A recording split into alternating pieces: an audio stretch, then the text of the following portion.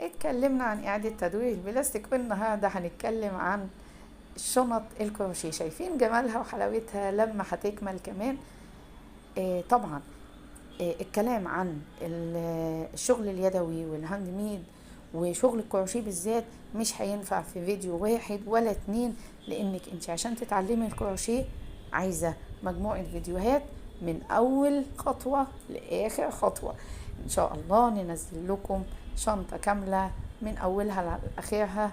علمتي ان انت تعملي بخيط المكرمية برضو هتبقى حلوة معاكي جدا. الاشكال مختلفة، الغرز مختلفة، ولكن في المجمل صناعة حلو ومتينة تنفع بقى البنات في الجامعة، في الصيف، في الشتاء، في اي وقت. شايفين جمال الشنط؟ تعالوا شوفوا المجموعة دي تحفة بجد.